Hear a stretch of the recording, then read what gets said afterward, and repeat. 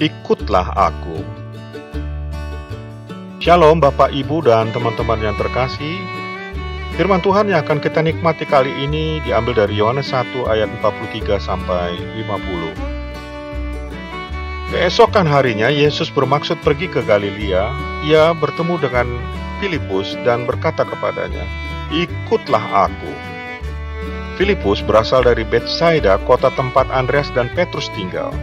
Filipus bertemu dengan Nathanael dan berkata kepadanya, "Kami telah menemukan Dia yang dituliskan oleh Musa dalam hukum Taurat dan oleh para nabi, yaitu Yesus dari Nazaret, anak Yusuf." Nathanael berkata kepadanya, "Mungkinkah sesuatu yang baik datang dari Nazaret?" Filipus berkata kepadanya, "Datang dan lihatlah." Yesus melihat Nathanael datang kepadanya dan berbicara mengenai Nathanael. "Lihatlah, seorang Israel sejati, tidak ada kepalsuan di dalam dia." Nathanael bertanya, "Bagaimana engkau mengenal aku?"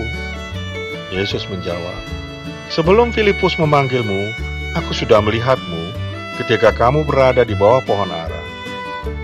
Jawab Nathanael, "Rabi, engkau adalah anak Allah, engkau adalah raja orang Israel."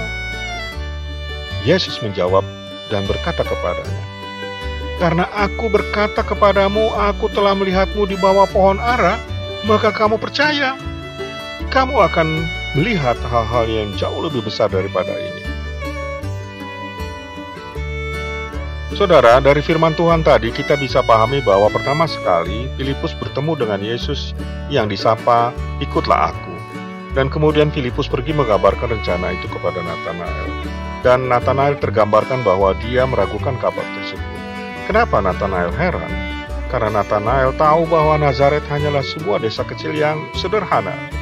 Saudara, kota Nazaret di masa Nathanael hidup, populasinya masih sekitar 500 jiwa, di mana kebanyakan mereka menjadikan gua sebagai tempat tinggal. Bahkan rumah Bunda Maria yang ditemukan dahulunya adalah sebuah gua dan sekarang telah menjadi gereja yang besar dan megah dengan nama Gereja Kabar Baik. Nazaret juga tidak seterkenal dan tidak sepenting Yerusalem yang memiliki banyak bait suci. Tidak juga seterkenal atau sepenting kota Bethlehem dari mana Raja Daud berasal. Nazaret tidak juga sepenting Tiberias yang berperan sebagai ibu kota Galilea yang saat itu dibangun oleh Raja Herodes Antipas untuk menghormati Tiberius, Kaisar Romawi.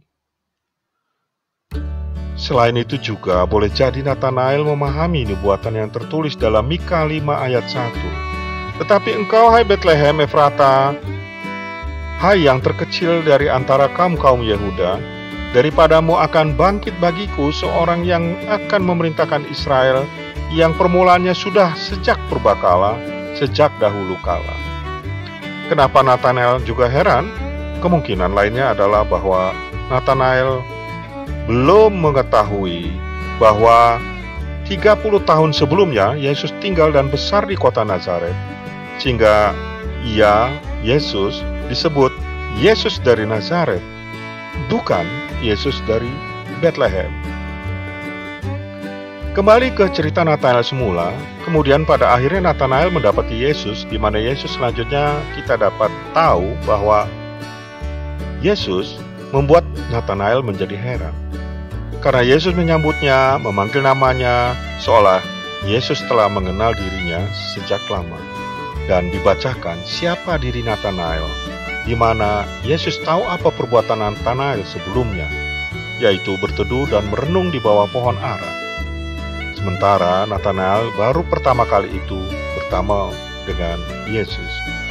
Ada dua kalimat Yesus yang berkesan dari firman yang dibagikan kali ini, yaitu pertama, ajakan Yesus dengan perkataan, "Ikutlah aku."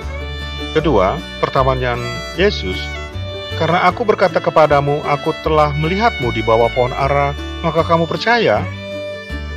Saudara, apakah kita menunggu sampai Tuhan memanggil dan membacakan kita? Kalau dalam bahasa gaulnya, "Yailah, dibacain deh gue." Tahun 2016 dan tahun 2019 adalah tahun kelemahan saya saya mengalami kanker usus besar dengan stadium 2 ke 3, tetapi Tuhan sangat mengasihi saya. Para dokter disanggupkan mengoperasi dan berhasil mengangkat sumber masalah sakit saya. Dan setelah pulih, beberapa hari kemudian, di operasi yang pertama itu, saya bernazar untuk menyediakan banyak waktu untuk melayani. Tahun ini, saya harus membayar dan mencicil nazar tersebut. Saya tahu saya tidak sendirian. Saya juga tahu teman-teman akan menopang saya untuk merealisasikannya.